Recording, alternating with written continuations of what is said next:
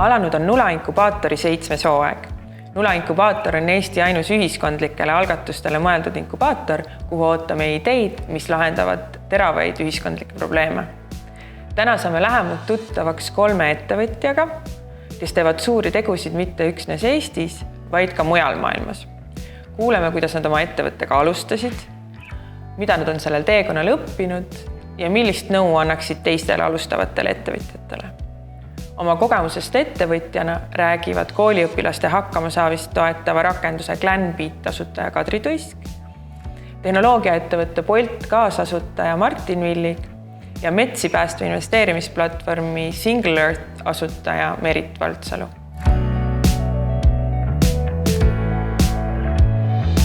Mina olen Merit Valtsalu, olen Single Earthi tegevjuht ja kaasasutaja ja Single Earth loob metsa- ja maaomanikele uusi võimalusi, kuidas teenida raha ja teha seda nii, et nad ei pea oma metsa maha võtma ja ainult puidu eest raha teenima, vaid saavad teenida selle eest raha, et nad hoiavad oma metsad ja loodusressursid alles.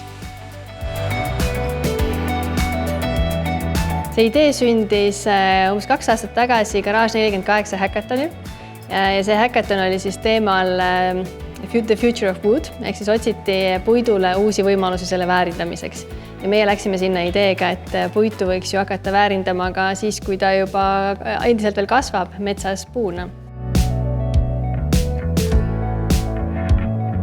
Ideest toimiva lahenduseni oli päris pikk maa, alates sellest häkatonist kuni siis selle hetkeni, kui me päriselt muutusime päris ettevõtteks. Me käisime läbi päris mitme sellise programmi ja inkubatsiooni ja selle käigus me siis hakkasime sellist ideest rohkem ärimudelit looma, et kuidas sellest siis päriselt reaalses maailmas toimiv lahendus luua ja selle abil siis saime sellest ideest palju konkreetsema ja sellise reaalse toote valmis. Inkubatsiooniprogrammidest oli hästi palju kasu sellepärast, et me saime väga palju mentoritelt abi ja nõu, kuidas seda ideed paremaks teha, millistele asjadele keskenduda alguses, mis on alguses oluline, mis on vähem olulisem ja kuidas see idee siis inimesteni tuua. Ma arvan, et 2 kõige olulisemat õppetundi, mis ma olen saanud, on esiteks on see, et mõelda tuleb suurelt. Ja tuleb mõelda nii suurelt, et endal hakkab ka hirmus ja siis tegelikult sünnivad need tõelised lahendused, mis lahendavad päriselt mingeid väga raskeid probleeme, et ei tohi ennast ise kuidagi kinni mõelda. Ja teine on see, et need lahendused ei sünni üleöö. Ei ole olemas sellist, vähemalt minu teekonnal ei olnud see nii, et me ühel hetkel tuleme ideega lagedale ja siis see idee on valmis ja siis me peame selle ainult ära tegema. Tegelikult oleme seda ideed kuskil 2 aastat edasi arendanud ja jõudnud selle tänase lahenduseni. Ja tegelikult see protsess esimesest algsest mõttest kuni reaalse lahenduseni on väga pikk ja just see protsess, kuidas seda ideed pidevalt paremaks teha, kuidas õppida turgu paremini tundma ja kuidas võib-olla leida lahendus, mida enne ei osanud ettegi kujutada.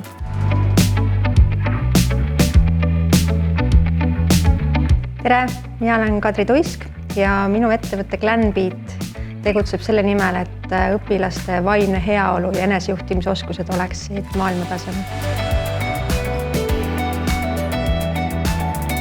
Mul endal tegelikult on 16-aastane tütar, kes on mulle väga palju inspiratsiooni andnud ja pannud mind nägema tegelikult neid reaalseid probleeme, mis maailmas valitsevad.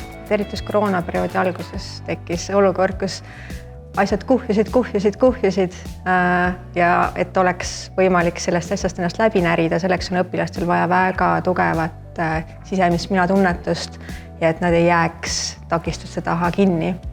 Ja siis me hakkasime lahendust otsima sellele.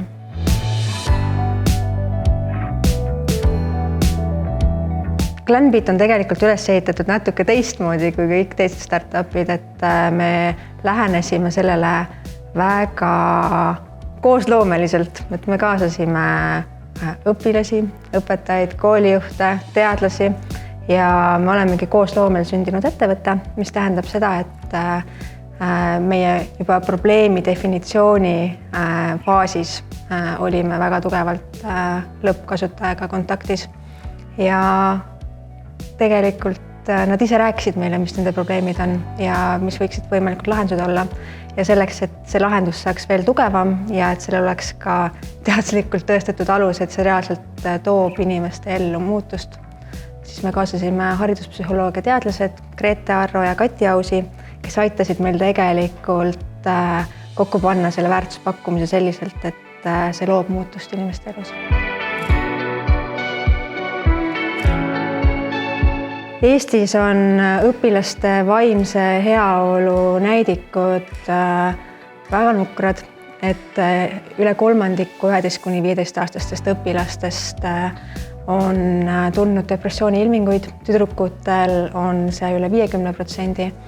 Ja selleks, et sa elus suudaksid läbi lüüa ja seal ka heaks ja õnnelikuks inimeseks jääda, selleks on vaja, et sul oleksid väga tugevad enesejuhtimisoskused ja sa ei põleks läbi.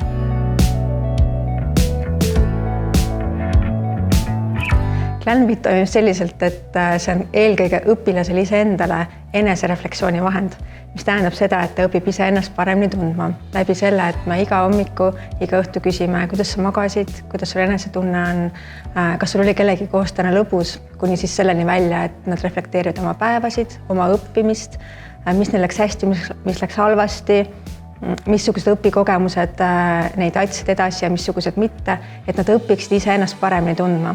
Ja läbi selle eneserefleksiooni tegelikult nad saavadki järjest ja järjest paremaks. Ja lisaks sellele me aitame ka analüüsida neid andmeid, mis tulevad läbi nende eneserefleksioonide ja peegeldame seda infot neile endile tagasi ja aitame neil siis ka jõuda positiivsete harjumuste ja abivajamiseks materjalide juurde, mis neid edasi aitavad. Lisaks sellele me visualiseerime seda infot koolile, et klassijuhataja tegelikult saab ülevaate oma klassiõpilastest, kellele oleks vaja rohkem tähelepanu pöörata ja läbi selle tekib märkamine klassiruumis, et kui me vaatame, et tegelikult klassiruumis on 24–30 last, et klassijuhatajal tegelikult füüsiliselt on väga-väga raske igat õpilast märgata. Aga meie teeme selle lihtsamaks ja aitame neil visualiseerida neid õpilasi, kes vajavad abi, aga ka neid, kellel on väga hästi, et saaks tekkida selline sünergia klassi sees. Me oleme jõudnud tänaseks üle 50% Eesti koolideni ja kutsume üles kõiki koole, kes veel ei ole meieni jõudnud, et glenfit.com teha meelega teeksime teiega ka koostööd.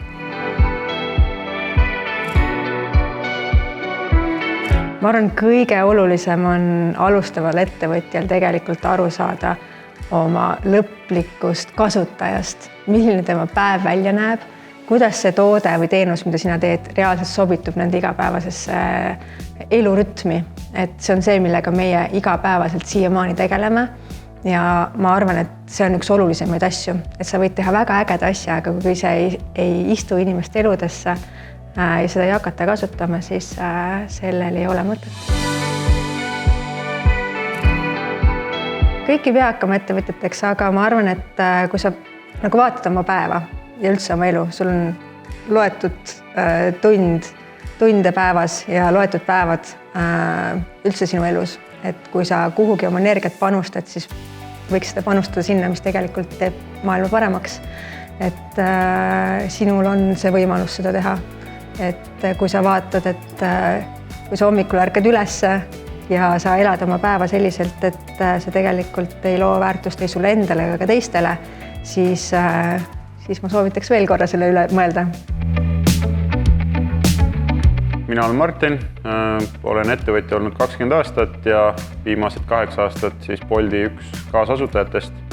Ja täna siis ehitame sellist superäppi, kus on 5 teenust transpordist, siis tõukeratta ja autorent ja lõpetades siis toidu tellimisega koju.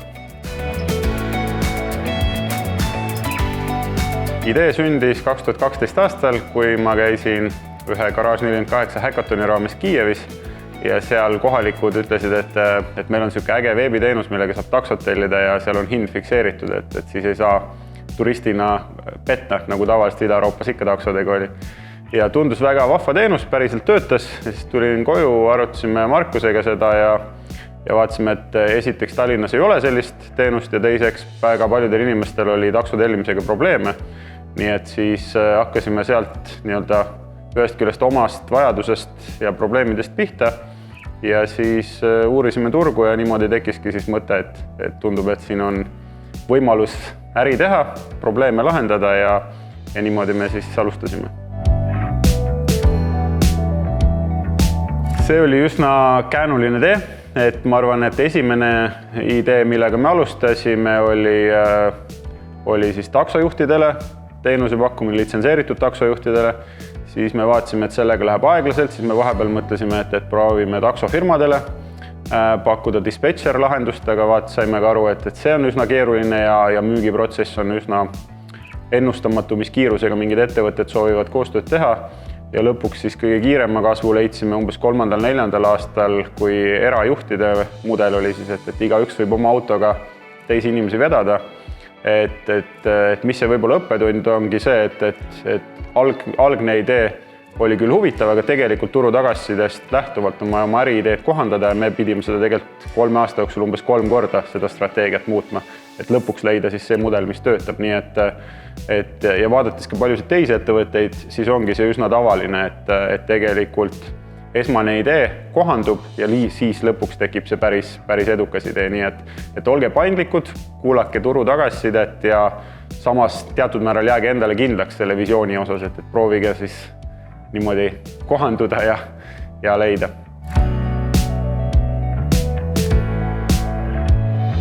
Ma arvan, et meie esimene visioon oli ka see, et Ida-Euroopas saada turuliidriks, siis loomulikult süües kasvab isu, jõudsime kuskile mingite eesmärkideni ja siis tekkis plaan, et laieneme Aafrikasse, siis Kesk-Euroopasse, et see oli siis transporditeenusega ja loomulikult kogu selle protsessi ja mõttearenduse ja äriarenduse käigus on meie visioon ka edasi arenenud ja tänaseks oleme jõudnud olukorda, kus meie eesmärk on muuta linnad inimsõbralikumaks ja see tegelikult tähendab, et üks kõige suurem murekoht linnades on liiga suur hulk eraautosid ja siis me olemegi vaadanud, et millised on kõik need kasutusjuhud, miks inimestel peaks eraauto olema ja proovime neid ükshaaval järjest siis ära lahendada, et lühemad sõidud saab ära lahendada tõukeratta või jalgrattaga, siis keskmised sõidud taksoga, plaanime tegelikult ka ühistranspordiga integreerida mingi aja pärast ja siis viimasena tuli meil autorent ehk tegelikult sellised peamised autokasutusjuhud on juba kaetud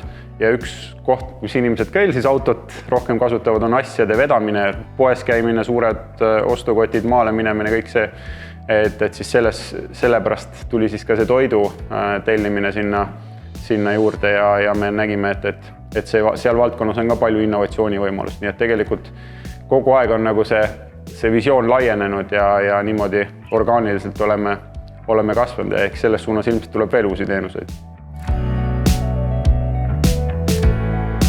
Ettevõtjaks hakkamine on sihuke huvitav roll või väljakutse.